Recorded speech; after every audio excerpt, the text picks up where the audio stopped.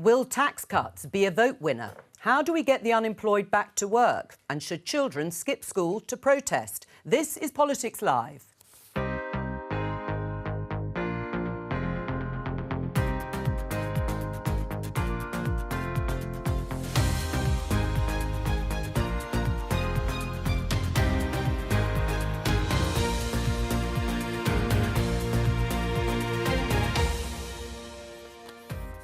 Joining me, Conservative MP Kit Malthouse, Labour's Dame Angela Eagle, Green Party MP Caroline Lucas, and Associate Editor at The Telegraph, Camilla Tominey.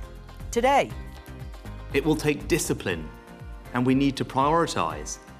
But over time, we can and we will cut taxes. with rumours swirling ahead of the Chancellor's statement tomorrow, could tax cuts sweeten the deal with voters at the next election?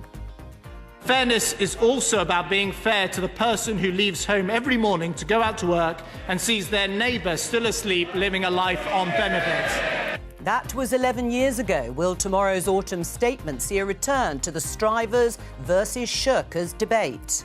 The report shows that the emissions gap is more like an emissions canyon. A canyon littered with broken promises, broken lives and broken records. As the impact of climate change is felt across the world, can we stop a 3-degree rise in temperatures? And as pro-Palestinian protests continue, should children skip school to take part?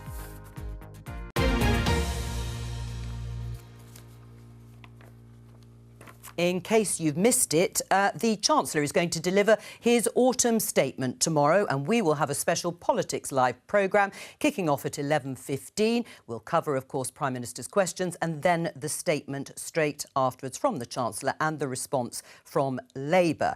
It looks as if some sort of cut in personal taxation is on the cards. There's certainly been a lot of kite flying. Let's have a look at this front page of the Daily Mail. Return of tax-cutting Tories, and the political editor of The Sun, Harry Cole, thinks he knows which taxes might be cut specifically. He is saying it could be an expected cut to national insurance. He says Laura Trott, the Chief Secretary to the Treasury, let that slip. There's also been sustained pressure from the right of the Conservative Party for tax cuts. But my question, starting with you, Kit, is are they actually a vote winner? Oh, I definitely think they are. Yes, Do you? absolutely. Based on what? Look, I've been advocating tax cuts both within Cabinet since November 21 and outside because I think people recognise that the tax burden has got too high. They want to have more of their own income to spend themselves on the things that are important to them. But fundamentally, I believe in the economic power of tax cuts, that if we're going to have an economy that grows, we can't have one where the public sector is swallowing too much of the private sector, and we need to rebalance it. For me, tomorrow I'll be looking for a couple of things. I mean, I'm hoping there will be some kind of tax cut that is stimulating to the economy, because I think the Bank of England has overcorrected and we're going to be in trouble if we don't do something. But secondly, it's not just about the individual tax cuts, it's about the tax burden as well. Well, so the overall burden, the overall tax burden, give and take. Well, you've answered more questions than I asked, but thank you. Thank you for that in terms of the order. No, well, that was very generous of you. Do you think they're a vote winner, Angela? I haven't heard the evidence necessarily they're a vote winner. That's certainly Kit's opinion. Well, look, I think that if you look at this Parliament, it's the biggest tax-raising Parliament on record, probably in our history, and certainly since records began. £4,000 per household in tax increases since 2019. So if there's a tiny little tweak of a tax cut right at the end of this Parliament, which doesn't impact on that in very many ways, it won't make much difference, because what have they got for it? People are worse off. Public services are crumbling and falling down. There's sewage in our rivers. Nothing seems to work. The public transport system's awful. So people are not only paying the highest taxes since for 70 years, we've got the lowest growth since the 1920s, and real wages are more stagnant than they've been since Napoleonic times. So I don't think it's a brilliant overall picture. Right, you don't think it's a vote winner? It will not rescue the Tories. Right. What do you go further, actually, would you? Well, the bigger tax cuts might. This is the thing.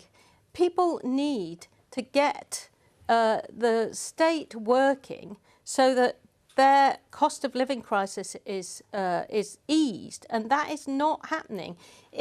We're in the middle of the biggest stealth tax rises because of the freeze in tax thresholds, bringing in an estimated 50 billion. 54 billion By the end. and by the end, which is 6 years' time. So if you taking that amount of money off people and then you give them a tiny little change or tweak to national insurance or income tax, Do you think it's Labour not going to would- make a difference in the Angela, overall I'm really scheme intrigued of to the things. answer to the question, because I've asked a lot of different Labour About it being a shadow vote ministers. winner. Well, no, just about whether they would cut tax, because you're saying this. So are you saying that you think that you would unfreeze tax bands? Well, let me put another. Well, yeah, you can, and let me just put the other side of this, come on, we because want an answer. we'll come back. We'll come back. I was on the radio with Emily Thornberry. No, She wouldn't answer the question either on Sunday night. Come on, Angela. We'll come back. We'll come back to Angela in just a moment. But what I want to ask is if there is any extra room or any extra amount for the government to use in this autumn statement, is cutting taxes going to win people round, or would they rather it was spent on public services? Well, I suspect the latter. As you say, I haven't seen the evidence one way or the other, but I do know that people are feeling absolutely desperate in terms of not being able to get appointments at the NHS, in terms of the level of those waiting lists, in terms of people being on food banks. We are at a really, really desperate state for a huge number of people right now. So if we're going to talk about tax, the tax I would like to talk about is the tax on the richest and the tax on wealth, because it does strike me to be quite a thing that here in this country, we massively undertax wealth compared to income. So over the last 10 years, I think the average tax on income has been about 32%, the average tax on wealth has been about 4%. So why don't we start making sure that those people with the biggest shoulders, who are getting all of that unearned income from their dividends and from their stocks and shares, why don't we start taxing that? Because I think the big question is, who is paying that tax? I think the richest should be paying more so we can properly invest in our public services. Is it a vote winner to cut taxes?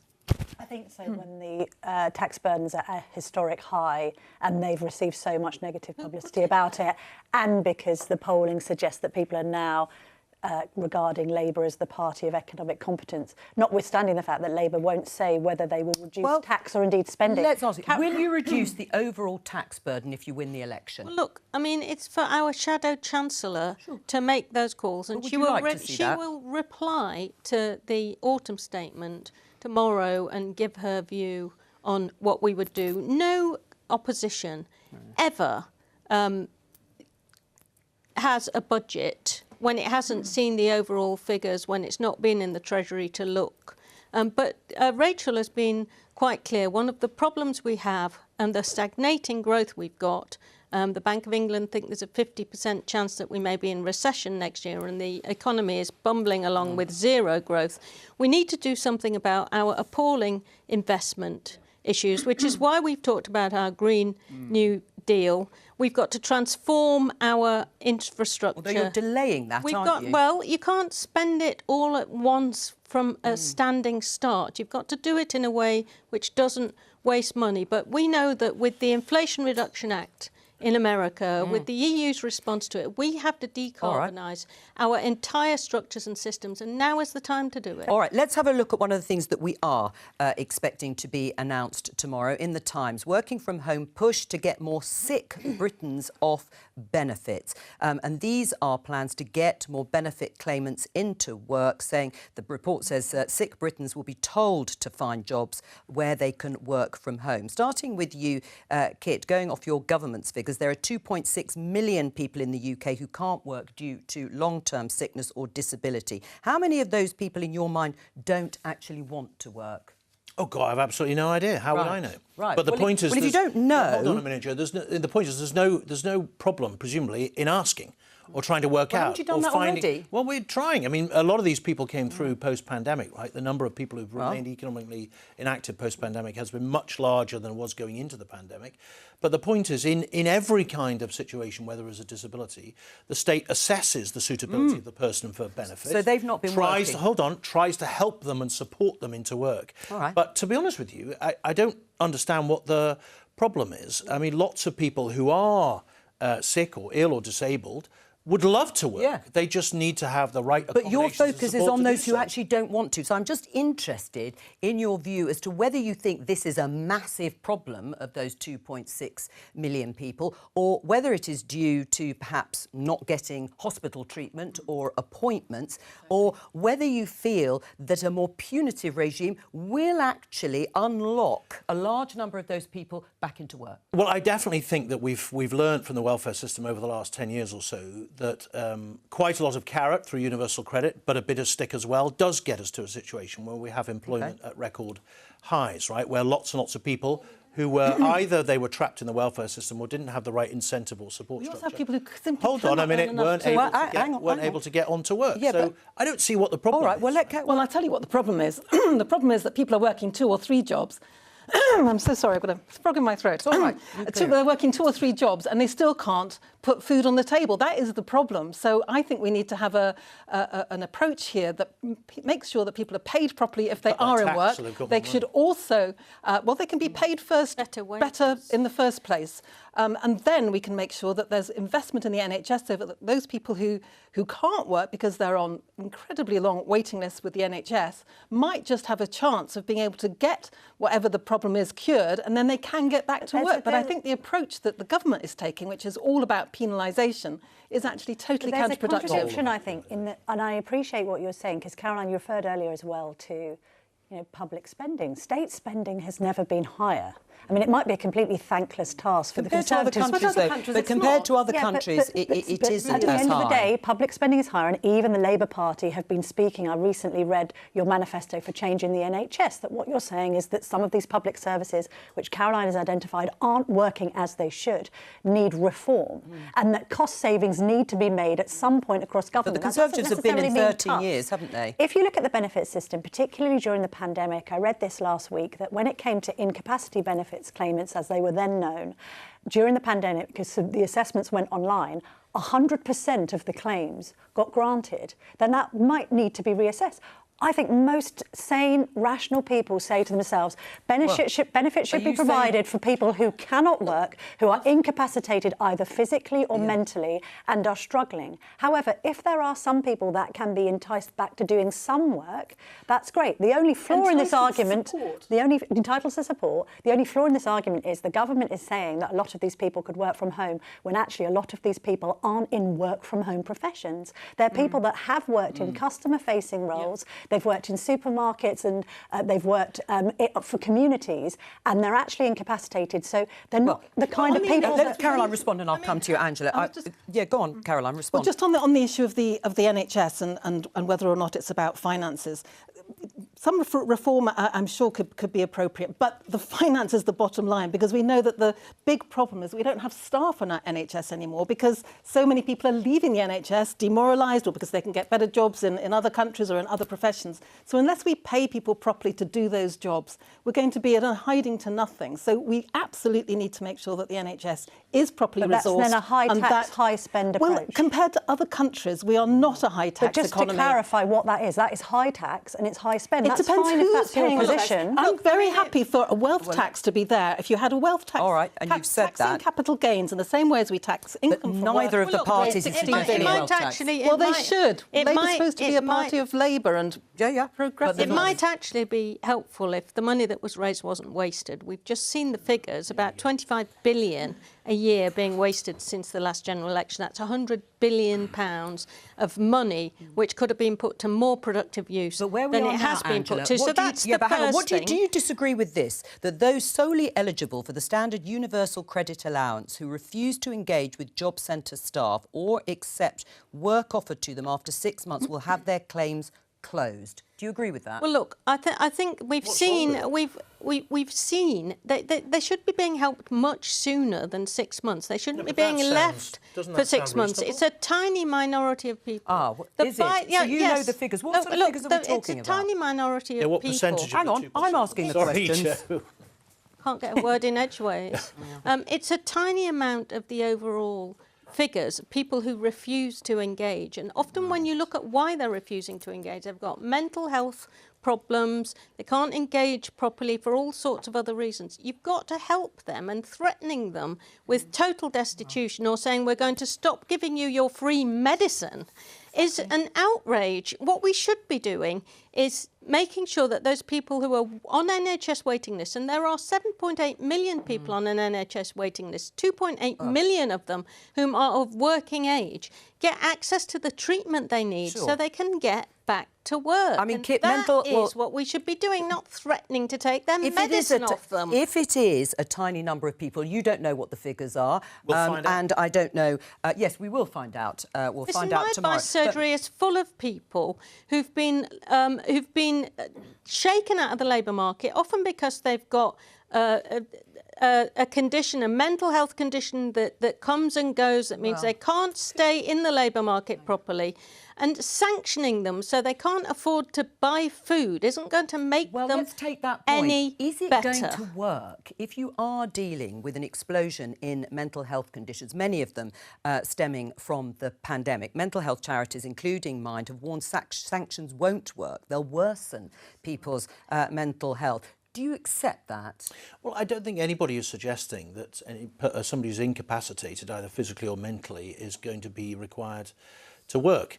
What they're saying is that if they refuse to engage, or they refuse the offer of work which has been given to them, presumably by an employer who thinks they're suitable for that job. But sometimes people there might be. Hold on. Let him finish. Let him finish. There might be consequences, but there is a well-developed system in universal credit now for assessing people's ability to work, and I have to say it works both ways as well. So the DWP runs a very good scheme called Disability Confident, which is about training employers and supporting employers to employ those who have disabilities. And I have to tell you, I have a very big disability community in my constituency, and a lot of those people are desperate to work. Right. And Well, they just cannot find I mean, Caroline places. and Angela, but Caroline, first of all, do you accept that actually having a job, going to work, can sometimes help people's mental health? Of course it can. Of course it can. But on the other side, it can also really harm people's mental health if you try and badger them and beat them and take away, as Angela said, things like what's going on here? Well, I think the idea of taking away free prescriptions must surely count as the most perverse, counterproductive, ridiculous, idiotic policy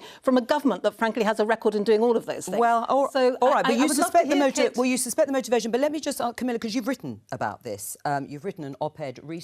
Just explain the idea of being able to tell the difference between someone who is a genuine claimant and others who perhaps are, to use a word, who don't want to work. It's a tiny minority, but of course in every system we see people gaming it. You know, there are a couple of examples, but there are a couple of examples only in the last few months. You know, somebody who was claiming benefits, who said that she was bedbound, was seen going to theme parks on holiday. Of course, but we also, for the numbers of people that do that, we've had people starved to death in Liverpool because they've been made destitute. Angela, nobody's suggesting or advocating a system where people are starving. But might that happen? Having said that, we of course have to have a robust system to ensure that the people who are genuinely in need of state aid receive that help, and that those who could work do work. And if people, we've got 1 million vacancies and we've got 300,000 people, as far as I can understand from the reports I've read, that there are 300,000 people out there who are being offered work, and we have got 1 million vacancies and they're not taking it. It could be that they have got significant problems that they can't overcome, and in which case they need help, both professionally and medically, but also from the job centre. However, if there are people who are saying, actually, you know, I've weighed it up and I feel I'm better off on benefits than actually going out to work, even though it doesn't just help them, but also the local economy. Nobody's better off on benefits than going out to work. I think that has to be assessed. Benefits have been cut. Well, you haven't seen some of the case studies that have featured in the media then, Angela. Benefits have been cut massively in the last 13 years, £2,700 a year taken off people who are in the bottom 20% of earners because of cuts, real-term cuts to benefits. And on that, well, let me put that together. On that, there's been a debate about which figure should be used for increasing benefits for next year. Labour have said that they will take the more generous September figure of 6.7%, the rate of inflation as it was in September, the usual figure. That is true. There's been some debate that the government would use October's figure of 4.6%. It looks as if that isn't going to be the case. No doubt that will be confirmed. Is that right? I don't know. No, but is that right, in principle, that they should go for the usual figure? I think they should stick with the usual figure. Yeah. Right, I wouldn't want to see a diminution in the purchasing power of people on benefits. As I say, I mean, Camilla put it very well, but I do think there are always questions to be asked about those who are in receipt of welfare, about what their duty is to kind of try and get themselves off if they possibly can with support. But I wouldn't want to see the purchasing power diminishing. Just one other question. It says the report, and admittedly we're going to hear again tomorrow from Jeremy Hunt, that this new regime wouldn't start till 2025. Why would that be? Why not start it next year? New regime on... Well, the sort of sanctions that you would... These things, having worked at DWP, I did 6 months as minister at DWP, I tell you that machine moves quite slowly.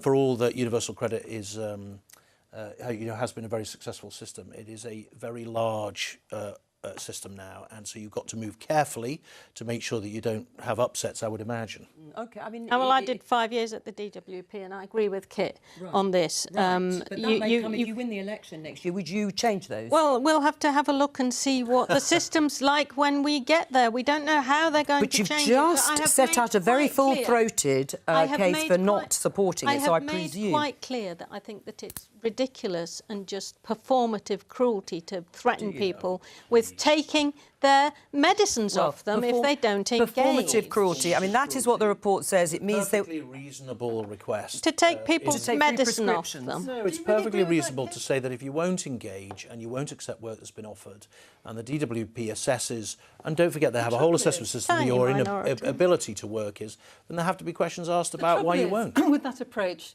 that, yes, maybe there might be a minuscule number of people who are playing the system, but the price you pay for trying to stop them doing that is clamping down on a hell of a lot of people who actually are doing their very best but who need that support. And that's my worry. I would far rather, if we had to choose, to have a couple of people who are playing the system rather than having a system whereby it is all punitive, that it is taking away medicines and so on and so forth. But I do wish, if I could just say, that, you know, I know I've banged on about this twice already, about a wealth tax. Not the wealth taxes. But well, I do, because no, you can bang on about it, but neither party here is going to take on...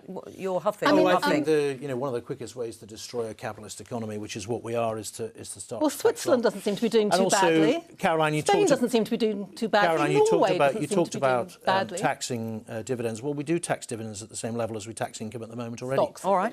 We're going to move on and talk about protest. Let me show you this headline in The Eye. Hundreds of children join pro-Palestinian school strike protests across the UK. The group behind the protest School Strike for Palestine describes itself as a collective of local campaigners and parents. It prompted, if not directly, a tweet from the Education Secretary, Gillian Keegan. I'm deeply concerned that some children are attending political protests during the school day, even more so if they're taking part in or being exposed to anti-Semitic chants. This should be treated with the utmost seriousness. Missing school for activism is unacceptable. That last sentence, is she right? Do you agree with her on that? Missing school for activism is unacceptable? Well, I'm not sure I necessarily do, no. My view is that nobody should skip school without permission. And there's, you need to get permission from the school before you take a day off. But I don't think there's anything wrong in principle with young people getting involved politically. They do all sorts of other experience trips, so I don't think that's necessarily a problem. There is a question about what they're being exposed to when they go, but in principle... if you want to take your kids out, you get permission from the head teacher that that's acceptable to go and take part in some political... whatever it might be, I can't see that that's necessarily a problem. If it's persistent, and then I think there is a problem. Well, we're looking at pictures of hundreds of children attending a pro-Palestinian demonstrations on Friday. Camilla, what's your view? I think children would be better off in history lessons, actually learning about the history of this conflict and others. I think they'd be better off learning rather than from TikTok and extremist anti-Semites on there polluting the minds of younger people of what's actually going on and the seriousness of the anti-Semitism that we're seeing, not just on the streets of London, but actually in schools and educational establishments. To see young people tearing down the posters of kidnapped Israeli children has been one of the most depressing spectacles of recent times. To see young people dragged along to marches where, yes, some of the marches are peaceful, but others have been waving jihadi symbols, have been spouting anti-Semitic nonsense. I wouldn't have my children anywhere near it. And actually, if we've got a generation being educated by, frankly, completely ignorant malign influences on social media, then we have got to step up history in the national curriculum pronto. Angela?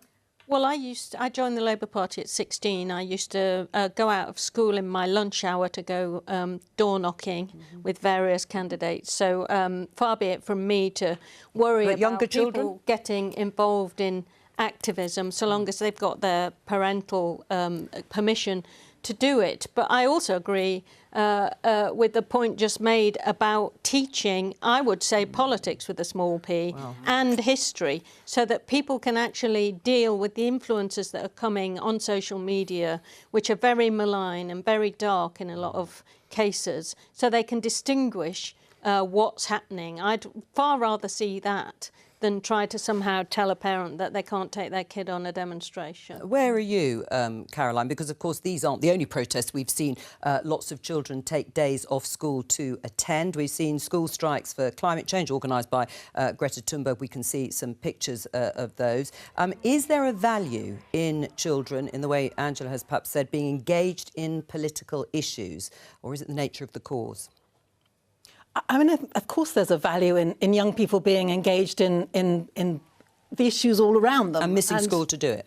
Well, I mean, not on a systematic basis, but if it's from time to time, I don't think that's a bad thing, because hopefully what they're then going to bring back into the school is the opportunity to have those conversations, which they should be having in school, learning about some of the history of all of this. So I just think that tweet from Gillian Keegan was just so tendentious in so many ways. Thank you for bringing it back up there. So, you know, immediately you've got the juxtaposition between being on the marches and anti-Semitism. Of course, anti-Semitism is an absolute evil and should be stamped out everywhere. But simply by taking part in some of these marches, I don't think that makes you automatically, as she seems to imply, anti-Semitic. So I think that we need to have a bit more respect for our young people, make sure that they're learning all that they need to learn in their history lessons, also actually in PSHE lessons, where they can learn about the power of social media. And I was very anxious to ensure that PSHE does have a bigger role in our curriculum, and something that I've worked on. But I think that to say that young people shouldn't be out on some of these marches would be a very draconian position, particularly since they are learning about it all the time around. So I agree, and I think Camilla's right in that if you take your kids on a march like that, and I agree with Angela, kids, you know, we complain, don't we, about a younger generation not being interested and involved in politics, but parents do have a duty to make sure that some of the negative things you might see on a demonstration, often the small groups that get the loudest voices, that doesn't translate into other parts of their lives. And as you know, we've seen reports, I think in the Telegraph today, about growing anti-Semitism in the playground. Well, we can show that. You're referring to this headline, children saying they hate all Jews. Yeah, playground we've rouses, seen, anti-Semitism rises. Just north of here in London, there was a school that had this awful graffiti in the bathroom, and parents who do that, and I think that's perfectly legitimate, do have a duty to make sure that their kids operate and then think within the realms of decency about, it's not just this issue, but on other But there's been an inequality here with demonstrations. regard to schools and, Jewish hate, because we had a situation where we've still got a teacher up in Batley who can't work because of the cartoon of the Prophet Muhammad. We had the children and their parents sort of put before this bizarre spectacle because somebody dropped a Quran, and yet in other schools we've got open Jew hate in playgrounds. Well, that's completely unacceptable. But there's an imbalance there. There's an imbalance with the emphasis placed. Unacceptable. We know that the Jewish community in the UK is far smaller. It's a very small community, and so they need proper protection, as do Jewish schools, from any kind of vandalism in what is a heartbreaking and difficult global situation that we're seeing playing out on our Are you TV worried that screens. teachers, to pick up on your earlier point, Camilla, aren't equipped or perhaps reluctant to teach the conflict or history of the Middle East because we're hearing that it's too difficult and they'll be accused of bias? I think that we don't teach history and modern history enough. We don't have. They have modern studies in Scotland, which is a much better way of dealing with politics, large P and small p, on the curriculum. We don't do it properly in England, and we're turning out people who don't if they don't read the newspapers of their own out of their own interest, and that's a minority of people. They don't have the they don't have the details, and they're getting their information from very partisan but seemingly neutral places that aren't partisan. They're actually... Although you have to question whether it will be taught without bias in schools. We've Well, some of the behaviour that's been carried out on university campuses. I read a story last week about 500 alumni of UCL, of all places. UCL, that was the first university in England to admit Jews as students, complaining about grotesque anti-Semitism on campus. So we also have to ask ourselves, can we trust our educators to educate our children in a fair-minded manner rather than with bias? That's very dangerous. If you, I mean, whatever happened at UCL sounds terrible, but it's not just at UCL. It's but we're talking about right now. We're talking about secondary schools, and I was talking about. Hang on, let Caroline. I just don't. I don't want to suggest that we shouldn't trust teachers. I think too often. Again and again, people try to second-guess teachers. That's the trouble. Well, but your implication some of them is have you been just spouting anti-Semitism in lectures. Can you just let me finish? I'm talking about secondary schools, and I'm talking about whether or not you said we can't trust teachers to teach history. Yeah. Well, I don't think you even said. But anyway, the point being that. We have to trust teachers, and I agree with what Angela said. We need to be updating some of the curriculum in terms of what they are teaching. Well, do we? Are they equipped to do? Because these are very difficult issues. There have been complaints on campuses about, again, the rise in anti-Semitism. There's a more fundamental issue, which I have to say in my, whatever it is, 20-odd years now in politics I've seen develop, which is that we seem to have lost the ability to disagree well. Right, that whether it's social media or whatever, the demonisation of your opponents, whatever it might be, and we're seeing that particularly writ large now, right, the demonisation of the Jewish community and indeed the demonisation of the Muslim community in certain circumstances is really alarming, and the translation of that kind of binary thinking into our society is causing this horrible tension. Do politicians have a responsibility? Sorry? Do politicians have a responsibility? We do, and I think do you think the behaviour of the Home Secretary, the former Home Secretary, helped or hindered that? No, I don't. I don't think it helped at all. Hindered, and I think we all have to use measured language, and we have to learn to disagree. Well, I disagree profoundly about the way the country should be run with Angela, but I don't think she's evil. I think she's just misguided. Angela, would you like... The dialogue will be... I mean, in all seriousness, right? And I think we do get ourselves trapped in this thing where our opponents are evil and wicked and to be despised and hated. Bigots. And that's why people show up outside your office and abuse you in graffiti, or they show up at Conservative Party conference calling us scum. Just to ask Caroline, though, do you think it's a comfortable position for a young person today, with social media being as it is, and what we've heard about campuses, to express on a campus or indeed in a secondary school, you know, pro-Israel views, right-wing views? Goodness me, Caroline, maybe even a degree of climate scepticism. Do you think that their views are welcomed and that they're discussed in an open and robust fashion? Or are they actually pointed at, called bigots and told to shut up? Let Caroline answer. I think that was an interesting set of things you juxtaposed there, and I don't quite know why denying climate science is somehow put into the same category as anti-Semitism. I'm not correlating them, I'm just giving them as examples of alternative narratives in left-leaning establishments of education. Would you want people to be saying that the earth is flat in those circumstances? But I would want children to be able to express themselves let's separate out counter to the narrative on social media. I would really love them to be able to be free to express themselves. Well, there is such an assumption, as what you're saying there, as if all of social media was somehow a nice woke Guardian literati, and it's not. That the teaching establishment doesn't have biases, and it does, I'm afraid. But it could have biases either way. Exactly. Angela? Exactly. Well, yes, I think that this dividing and ruling and the use of woke as some kind of sort of nasty term that the government has indulged in is causing part of this trouble as well. And I think particularly of trans people and the way that they're problematised, the way that immigrants and asylum seekers are problematised. You see it everywhere. It's exacerbated by what happens on social media. And so what we have to do, as someone who was one of the few pro-Labour people in my school and once walked into the sixth form to see it plastered in Tory posters just so that people could watch what my response would be when I walked in.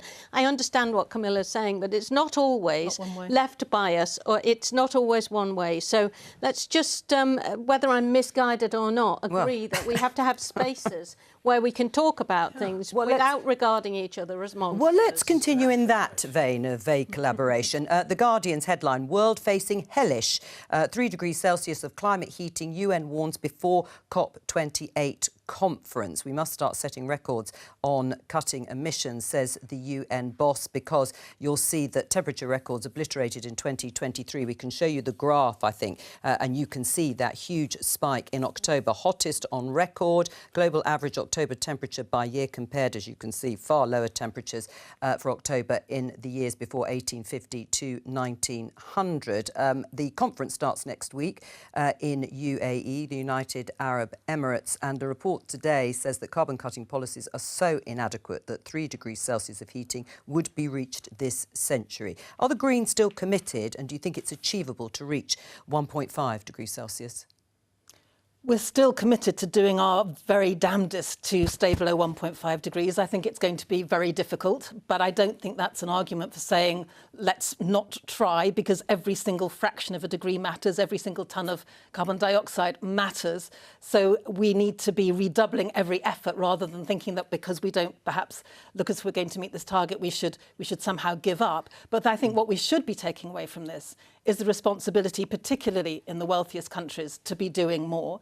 And if I can put a challenge to Kit, as he won't be surprised, I just feel that at this time, for a government to be giving the green light to 100 new oil and gas licences in the North Sea, to be giving the green light to the Rosebank oil field, which is going to be the biggest undeveloped oil field in the North Sea. The vast majority of the oil is going to be for export, so it's going to do absolutely nothing for our energy security. It won't bring down our energy bills. What it will do is drive the climate emergency still more. And so I really do worry about that. And before Kit comes back and says, as I'm sure he will, that we've done more than any other country to reduce our emissions. Well, actually, A, since 2015, we haven't. Germany has.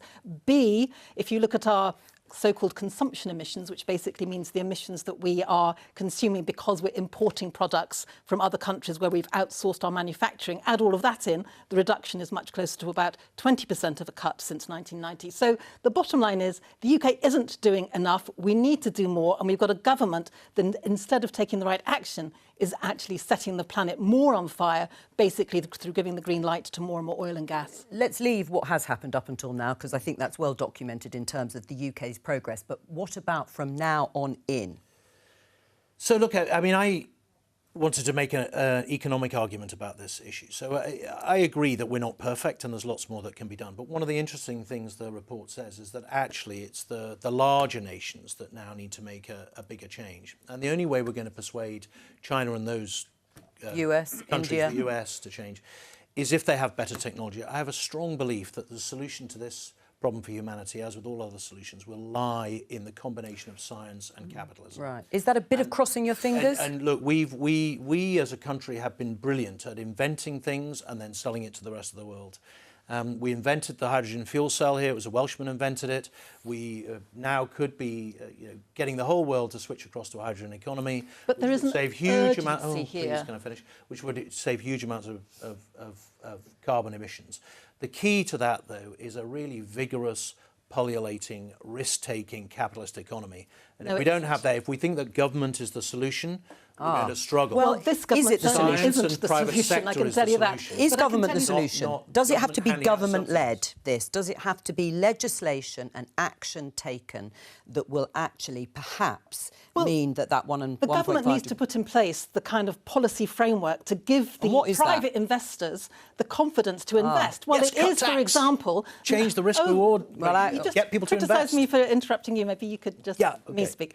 I think there is a role, of course, for government to set that framework so that then investors know that it is safe to invest, private investors. But what we've had from Rishi Sunak is somebody who's just torn up what was a consensus around the need to act on climate change. He's been rolling back what we thought was going to be the case for electric vehicles, for example. So private investors are tearing their hair out, and you can look at quotes from people like Aviva and so forth who are really, really worried about this. So the private sector is confused, and the government is going down exactly the wrong route. the accept idea that? Would you accept that the delay in the ban on diesel petrol cars from 2030, delaying it to 2035, continuing with the oil and gas licences, although part that to one side, but on cars itself, on vehicles and the emissions, that was a retrograde step? It has led to investor confidence sliding. No, I think it was a difficult decision because the Prime Minister has to balance two things, right? He has to balance exactly that. Politics. Hold on. He has to balance the confidence of the industry to invest and all the rest of it, but he also has to balance it against the impact on real people and their lives.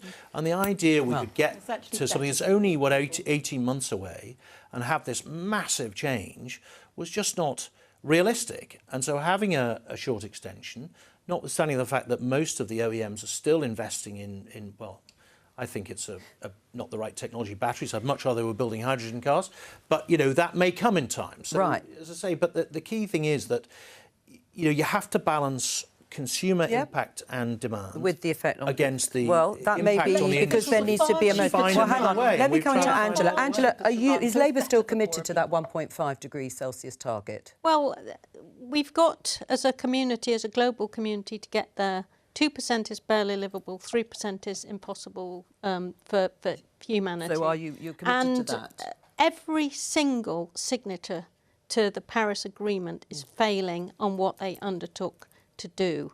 In order to get to the stage where we can hope to stay under 2%, we've got to have a 29% cut globally. Right. Would it help if you'd criticise the government on the oil and gas licences because you've agreed that they should go ahead until and if you win power next year?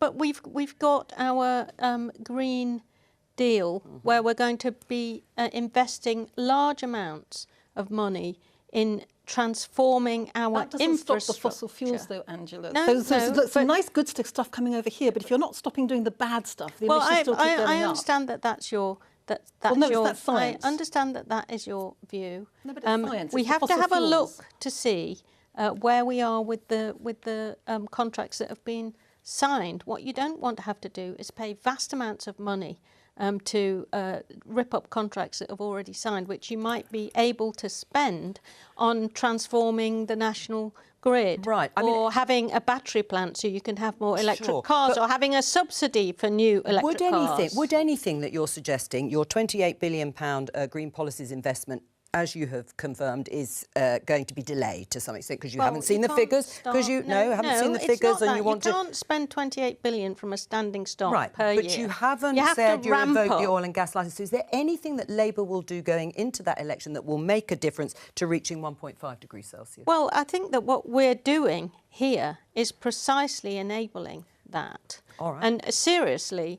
And also renewing and revitalising our local manufacturing industry, creating massive numbers of green jobs. It's a win-win. You get away from stranded assets, which are the old technologies. Fossil fuels all right, let me bring this is just talk. Let me bring Camilla in, because this is the Guardian headline on this issue: the massive environmental impact of the richest 10% worldwide, ignoring effect of the middle classes, which is very broad in the terms that they use, could make ending the climate crisis impossible. How far are you prepared to go individually, as a family, to actually make a bigger contribution than you do now? Quite far, because I really think it's important, but at the same time you've got to take people with you.